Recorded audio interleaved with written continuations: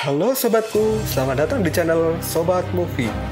Tempatnya review film paling asik dan menarik buat sobatku semua.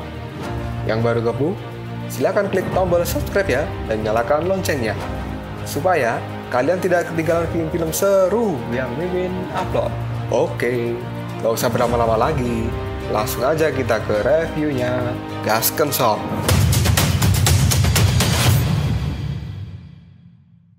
Hey, oke, sobatku terkeren, terkecil, terbaik, tersemuanya. Kita masih bersama Sobat Movie, channel alur cerita terasik sepanjang masa. Oke, kita lanjut bahas chapter 8. Nggak usah caci-cat banyak bacot, kita langsung masuk aja ke pembahasan. Pada saat ini Sun Wukong sangat marah sekali. Dia pun mengangkat tongkatnya dan akan menghancurkan alam baka sambil mengatakan, siapa yang berani memberontak dan merebut tahta dari temanku Jiu Kuanyi dan akan mengubah dinasti ini, keluarlah kalian dan hadapi diriku. Tongkat itu pun disabetkan ke lantai alam baka hingga hancur. Sun Wukong yang kala itu mengamuk. Tiba-tiba saja segerombolan dari tengkorak keluar untuk menantangnya. Melihat para tengkorak itu akan bertarung melawannya, Sun Wukong berkata, apa-apaan ini? Makhluk kecil seperti ini datang untuk menantangku. Aku tidak punya waktu untuk bertarung dengan kalian. Berikanlah aku lawan yang lebih kuat. Kemudian Sun Wukong pun berteriak. Teriakan dari Sun Wukong itu dapat menghancurkan para tengkorak dengan sangat mudah. Dan Sun Wukong masih saja mengatakan, kirim seseorang yang memiliki kemampuan lebih untuk bertarung bersamaku. Dan tiba-tiba saja di depan Sun Wukong terlihat bayangan seseorang. Sun Wukong lalu mengatakan, akhirnya ada orang yang lumayan pantas datang untuk menjadi lawanku. Ayo datanglah kemari. Dan ternyata bayangan hitam itu adalah monster tengkorak emas. Dia pun mengangkat senjatanya lalu menghalau serangan teriakan dari Sun Wukong dengan mudah.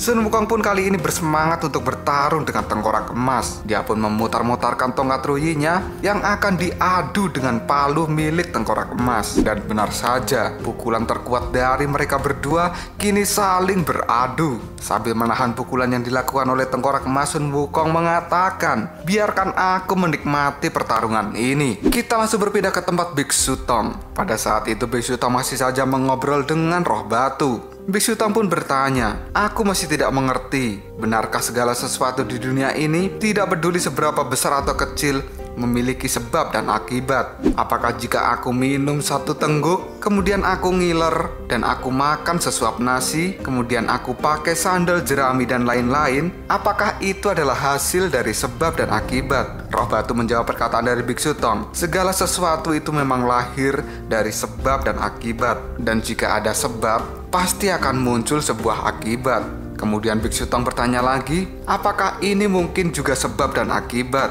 Biarkan aku memberikan beberapa contoh pada dirimu. Saat kamu marah, kamu melemparku dengan kursi. Suatu hari kamu terluka dan kamu beristirahat di kursi itu. Apakah ini adalah sebab dan akibat? Atau pada suatu ketika, ada orang yang mabuk lalu memecahkan kaca, dan di hari tertentu, dia menggores kaca tersebut dengan perlahan. Dan apakah itu juga sebab dan akibat? Roh batu pun menjawab semua pertanyaan Biksu Tong itu dengan sebuah cerita. Dan setiap harinya, Biksu Tong selalu belajar dengan roh batu sampai dirinya tumbuh dewasa. Dan dari cerita-cerita roh batu itu, semuanya memiliki sebuah pembelajaran tentang arti kebijaksanaan yang besar. Hingga suatu hari, Biksu Tong bertanya, apa yang sedang terjadi?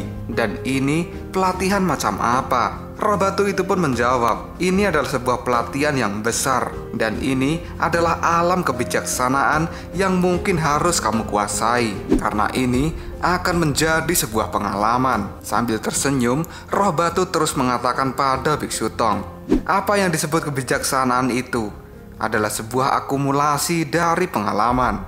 Aku telah hidup di dunia ini selama ratusan juta tahun. Dan tentu saja, aku telah mengalami lebih banyak pengalaman daripada dirimu. Di tempat ini, ada kebahagiaan, ada kesedihan dari waktu ke waktu yang kita hadapi. Ada pula keserakahan manusia, kekuasaan, perjuangan, cinta, ada juga jutaan dari mereka. Biksu Tong lalu bertanya, apakah setiap kesaksian itu adalah sejenis pelatihan? Roh batu kembali mengatakan, aku telah menyaksikan sebuah kelahiran dari kehidupan, lalu tangisan pertama seorang anak yang datang ke dunia. Aku juga menyaksikan sepasang kekasih yang menjelang perpisahannya dan duduk di atasku. Kemudian nostalgia untuk langit bersama di bawah cahaya bintang yang terakhir sebelum perpisahan mereka. Aku juga melihat seorang anak yang berbakti berjalan-jalan dengan ibunya yang ada di punggungnya. Mereka bekerja tanpa lelah dan muncul seorang anak yang berbakti. Tapi ada juga yang sedih dan susah dan mengalami saat-saat yang sakit. Aku juga melihat banyak darah yang tersemprot pada diriku. Orang-orang saling berperang dengan kejam dan mereka menjadi makhluk yang kotor. Bertahun-tahun aku pernah menyaksikan seorang jenderal untuk dipanggil dan berjuang berdampingan bersama bawahannya. Dan tepat pada saat itu, sang jenderal mendapatkan hukuman dengan dipenggal kepalanya. Dan hal itu dilakukan oleh anak buahnya yang melakukan sebuah pengkhianatan. Dan itu semua adalah masa lalu. Apa yang aku alami telah terlalu banyak. Meskipun semua itu, aku hanya menjadi seorang pengamat. Tapi itu benar-benar bermakna di dalamnya dan membuat diriku terus berpikir sampai saat ini. Aku pun mendapatkan lebih banyak inspirasi dan pengalaman yang lebih dalam. Wawasan ini hanya akan menambah kesedihan. Biksu yang mendengarkan penjelasan dari roh batu. Dia hanya diam saja. Melihat roh batu yang bersedih, Biksu Tong kali ini berusaha mencoba menenangkannya. Dan sang biksu akan menyentuh roh batu. Tapi hal itu tidak jadi dilakukan karena Biksu Tong berpikir bahwa dia akan membiarkan dulu roh batu merenungi kesedihannya. Dan tiba-tiba saja roh batu berkata pada Biksu Tong, "Tang Sancang, sampai jumpa." Setelah berkata seperti itu, roh batu pun menghilang dari hadapan Biksu Tong bersama dengan batu bulat itu. Biksu Tong lalu berdiri dan dia mengatakan dia telah pergi. Dan saat ini Biksu Tong yang sudah dewasa, dirinya melihat ke arah bunga dan lebah. Kemudian Biksu Tong mengatakan, apakah karena benih yang kutanam dan aku tidak tahu apakah ini sebab atau akibat, tapi saat ini bunganya bermekaran di mana-mana.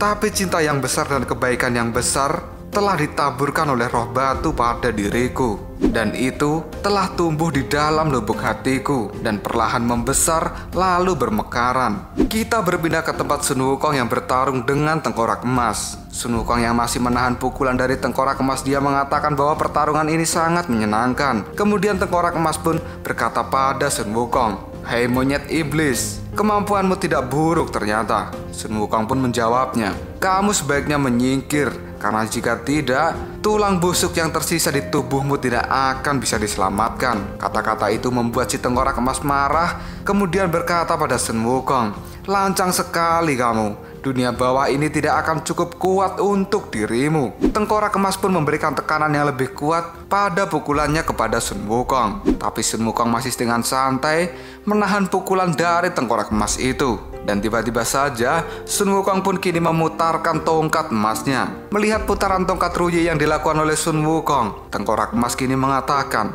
keterampilan monyet itu tidak buruk, dia cukup hebat. Dan Sun Wukong menjawab perkataan dari tengkorak emas, "Hei tengkorak emas, kamu orang yang sangat naif, bukan? Apakah kamu benar-benar hanya memiliki tulang dan tidak memiliki daging sedikit pun?" Akibat perkataan dari Sun Wukong itu, tengkorak emas kini menjadi marah dan dia pun menambahkan kekuatan pada palunya. Hal itu membuat Sun Wukong terlihat cukup tertekan. Tapi Sun Wukong masih berusaha untuk mendorong pukulan dari tengkorak emas, yang akhirnya saat ini tengkorak emas pun terlempar akibat dorongan yang dilakukan oleh Sun Wukong. Tapi Sun Wukong tidak diam saja. Melihat tengkorak emas yang sudah melayang di udara, Sun Wukong pun melompat dan langsung menggunakan tandukannya tepat di perut tengkorak emas. Kemudian Sun Wukong mengatakan, "Tengkorak emas, aku akan menyelesaikan pertarungan ini." Tengkorak emas pun kali ini tertawa pada Sun Wukong. Dan tiba-tiba saja perut dari tengkorak emas ini berubah menjadi lancip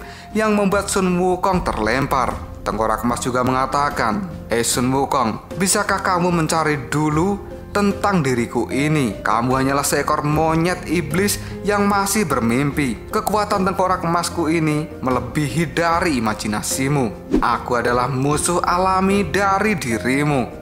Lalu apakah yang akan terjadi selanjutnya pada Sun Wukong? Apakah dia akan mengalami luka berat akibat pukulan yang dilakukan oleh tengkorak emas pada kepalanya? Jika kalian penasaran, tunggu aja jawabannya di next video. Koprol Sob. Tetap stay di channel Sobat Movie dan jangan lupa klik subscribe, like, dan share ke teman-temanmu agar channel ini dapat berkembang dan menghibur kalian semua. See you next tomorrow. Bye-bye.